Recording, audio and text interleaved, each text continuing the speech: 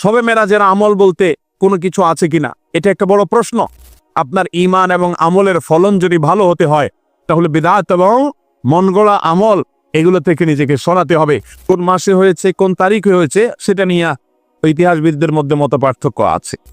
সর্বসাকল্যে প্রায় 16টি মত আছে এই মেরাজ ঠিক কবে হয়েছে, যে এই মাসে কি আদৌ মেরাজ হয়েছে কিনা।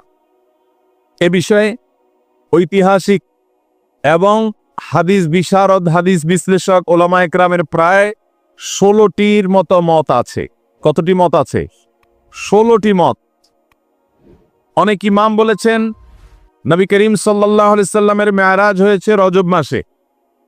এর মধ্যে নির্দিষ্ট করে 27শে রজব, এই রাতে 27তম রাত রজব মাসের এই রাতে মেরাজ হওয়ার কথা বলেছেন ইমাম আব্দুল গনি আল মাকদিসি রাহিমাহুল্লাহ সহ আরো কয়েকজন হাতে গোনা ইমামগণ।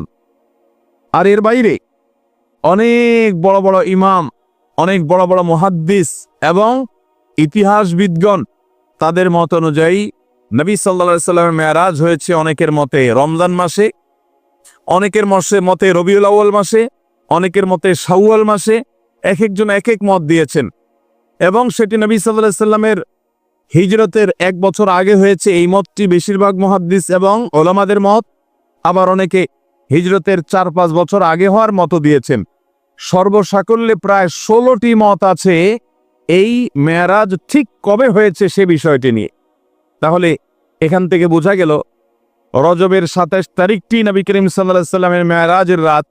এ রাতেই তার মেরাজ ঘটেছে এমনটি নিশ্চিত করে বলার মতো কোনো সুযোগ আদৌ, কিন্তু আমরা এটাকে নিশ্চিতভাবে মেরাজের রাত হিসাবে জানি, আমরা বলিষ্ঠভাবে এটাকে চূড়ান্তভাবে মেরাজের রাত হিসাবে আমরা জানি। অথচ এটা অন্য 10টি মতের মতো একটি মত, বরং বেশিরভাগ ইতিহাসবিদদের মত, বেশিরভাগ ফুকাহা একরাম, ওলামা একরাম, মুহাদ্দিসিন একরামের মত হলো নবী সাল্লাল্লাহু আলাইহি সাল্লামের মেরাজ রবিউল আউয়ালে হয়েছে। যাই হোক, এটি একটা ঐতিহাসিক বিষয়। তার মেরাজ হয়েছে এটা সত্য, কোন মাসে হয়েছে, কোন তারিখে হয়েছে, সেটা নিয়ে ইতিহাসবিদদের মধ্যে মত পার্থক্য আছে।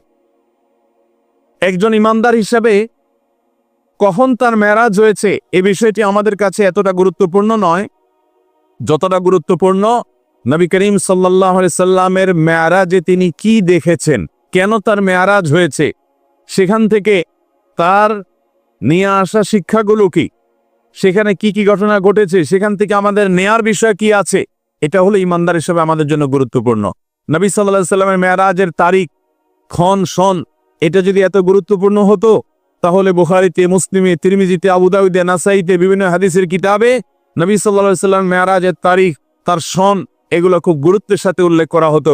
নবী সাল্লাল্লাহু আলাইহি সাল্লামের জীবনে অনেক ঘটনা ঘটেছে, যেই ঘটনাগুলোর তারিখ, সন, ক্ষণ এগুলোকে সাহাবীরা এত বেশি গুরুত্বের সাথে সংরক্ষণ করার ব্যাপারে তারা বিশেষ নজর দিতেন না। যত বেশি নজর দিতেন নবী করিম সাল্লাল্লাহু আলাইহি সাল্লামের ওই ঘটনার মূল শিক্ষণীয় বিষয় কি সেদিকে।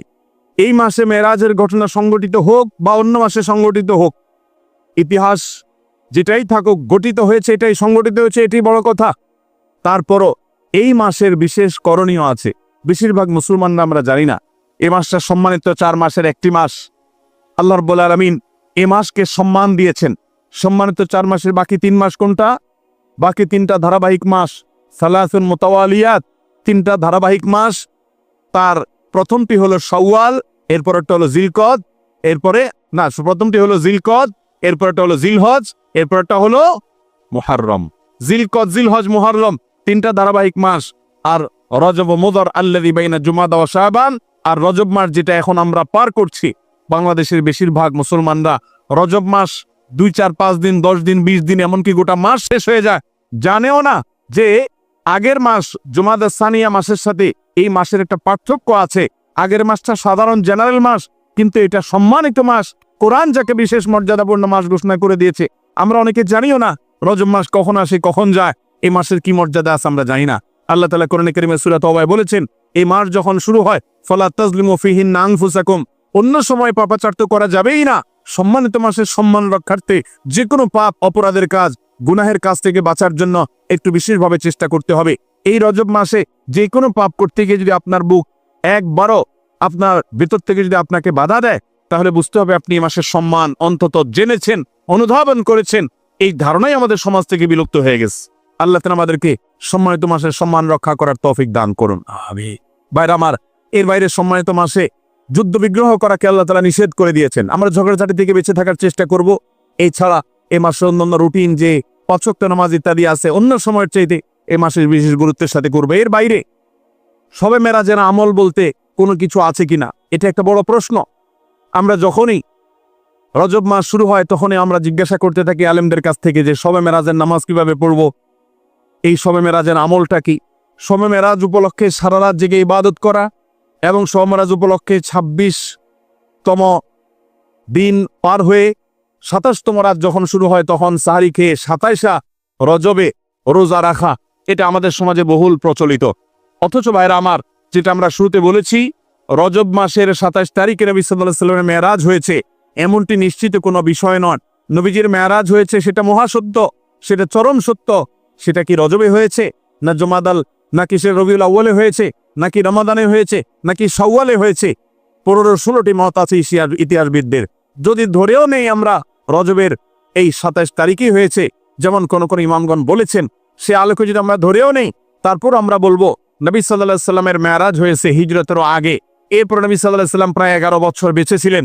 এই পুরো সময় জুড়ে কখনো তিনি মেরাজ দিবস, মেরাজ রজনী উদযাপন এটা তিনি কখনো করেছেন বলে কোনো জাল বা জয়ীফ হাদিসে পর্যন্ত বর্ণিত হয়নি। বিধায় মেরাজের এই ঘটনার পুনরাবৃত্তি বা এই ইতিহাস, ওই তারিখটার পুনরাবৃত্তিকে আপনার কেন্দ্র করে প্রতি বছর একটা বিশেষ দিনকে শবে মেরাজ উদযাপন করা, রাতভর বিশেষভাবে ইবাদত করা, দিনভর বিশেষ গুরুত্ব দিয়ে রোজা রাখার কথা বিশুদ্ধ কোনো হাদিস দ্বারা প্রমাণিত নয়। আমরা শুধুমাত্র মেরাজের বিষয় থেকে শিক্ষা গ্রহণ করব, মেরাজ থেকে আনিত নামাজটা আমরা আদায় করব। এর বাইরে এই তারিখকে কেন্দ্র করে রাতভর ইবাদত আপনি অন্য সময় করতে চাইলে এই মাসেও করেন, এই রাতেও করেন, অন্য সময় নফল নামাজ পড়েন, আপনি এই দিনে নফল নামাজ পড়ার নিষেধ নাই। কিন্তু মেরাজকে কেন্দ্র করে কোনো নামাজ, মেরাজকে কেন্দ্র করে কোনো রোজা, এটা কোনো বিশুদ্ধ হাদিস দ্বারা বর্ণিত হয় নাই। অনেকে এই রজব মাসে বিশেষ উমরা করেন, যেটাকে উমরায়ে রজবিয়া বলে। এটা বিশেষ ফজিলতের কথা মানুষ নিজেরা অনেকে বানিয়ে নিয়েছে, অথচ এটিও কোনো বিশুদ্ধ হাদিস দ্বারা বর্ণিত হয়নি। অনেকে 27 রজবে সালাতুর রাগায়েব নামে বিশেষ প্রক্রিয়া, বিশেষ নামাজ পড়ে, এটাও কোনো হাদিস দ্বারা বর্ণিত হয় নাই। আল্লাহ কোরআনে বলেছেন, মা আতাকুমুর রাসূলু ফাখুযু ওয়া মা নাহাকুম আনহু ফান্তাহু, তোমাদেরকে রাসূল যা দিয়েছেন সেটা আঁকড়ে ধরো, যা নিষেধ করেছেন সেটা থেকে তোমরা বেঁচে থাকো। মন গড়া কোনো আমল করলে সওয়াব তো হবেই না, উল্টা বরং গুনাহ হবে। আমাদের সমাজে অনেক মানুষ আছেন যারা আজকাল এই সমস্ত কথা শুনলে বলেন যে এটা নাই সেটা নাই, কিছু লোক বাইরে এসে এটা নাই সেটা নাই শুধু বলে। ভাইরা বাবারা আমার, কোরআন এবং হাদিসে যদি থাকে আপনি 100 বার আমল করেন, আপনি একটু দেখেন, একটু যাচাই করেন, একটু চেক করেন। কোরআন হাদিস অনুবাদ হয়ে গেছে, বইফোর কোনো বই পুস্তক না, হয় কোরআনে, আল্লাহর নবী করিম সাল্লাল্লাহু আলাইহি ওয়াসাল্লামের কোনো হাদিসে। ইসলাম ফাউন্ডেশন প্রায় সবগুলো বইয়ের অনুবাদ করেছে, বড় বড় প্রসিদ্ধ হাদিস গ্রন্থগুলো। আপনি চেক করে দেখেন যে মেরাজের রাতকে কেন্দ্র করে, মেরাজের দিনকে দিবসকে কেন্দ্র করে কোনো আমল সাহাবা একরাম করেছে কিনা, নবী সাল্লাল্লাহু আলাইহি ওয়াসাল্লাম করেছে কিনা। তিনি যদি করে আপনি কেন করবেন না? আর যদি তিনি না করেন তো মনে রাখবেন, দেখতে মনে হয় নামাজ ভালো জিনিসই তো, আবার এখানে বাধা কেন? অনেকে বলেও যে রাত্রে মানুষ নামাজ পড়বে, চুরি তো করবে না, গান তো শুনবে না, তাহলে কিছু হুজুররা বাধা কেন দেয়? ভাইরা আমার, নামাজ আপনি পড়েন, এটাতে কোনো সমস্যা নেই, কিন্তু এই রাতে কোরআন হাদিসের নির্দেশ, ইসলামের নির্দেশ মনে করে যদি কোনো কাজ করেন, অথচ ইসলাম আপনাকে নির্দেশ করে নাই, তাহলে সেটা হলো মন গড়া আমল। মন গড়া আমলকে বলা হয় বেদাত, আর বেদাত হলো গোমরাহি, ভ্রষ্টতা, ওয়া কুল্লু দালালাতিন ফিন্নার। আর নবীজি বলেছেন সকল ভ্রষ্টতার ঠিকানা কোথায়? জাহান্নাম। আমরা যখন খেতে চাষ করি, চাষ করলে শুধুমাত্র যখন আপনি ধানের গাছ লাগান, শুধু ধান গাছ হয় না সাথে আগাছাও হয়? আগাছা দেখতে ধানের মতো না? আমরা কি সে আগাছাগুলো রেখে দেই নাকি আস্তে আস্তে তুলে ফেলে দেই? যদি কেউ মনে করে আরে ধান গাছ তো অল্প একটু জায়গাতে আছে, আগাছার জায়গায় হয়েছে, সমস্যা কি? এই বেচারাকে তুলে কেন মেরে ফেলতে হবে? থাকুক না, ধান গাছও থাকুক, ওইটাও থাকুক, তাহলে ধানের ফসলের ফলন ভালো হবে। আপনার ঈমান এবং আমলের ফলন যদি ভালো হতে হয়, তাহলে বিদআত এবং মনগড়া আমল এগুলো থেকে নিজেকে সরাতে হবে।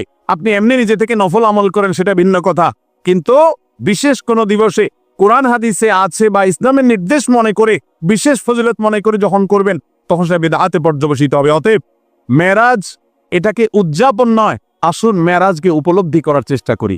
মেরাজকে ঘটা করে পালন করা নয়, বরং মেরাজের শিক্ষাগুলো দিয়ে আমাদের জীবনকে আমরা সাজাবার চেষ্টা করব তো ইনশাআল্লাহ।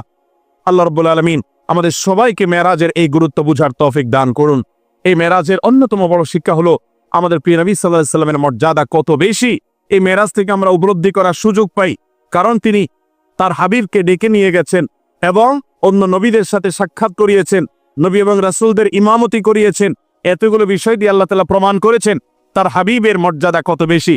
সেই সাথে মসজিদে আকসা এবং বাইতুল মাকদিসের যে মর্যাদা অনেক বেশি, সেটাও কিন্তু এই মেরাজের ঘটনা থেকে বোঝা যায় যে আল্লাহর হাবিবকে আল্লাহ তাআলা সেখানে প্রথমে নিয়ে গেছেন এবং বলেছেন কোরআনে যে তার চতুর্পাশে আল্লাহ তাআলা বারাকা দিয়েছেন।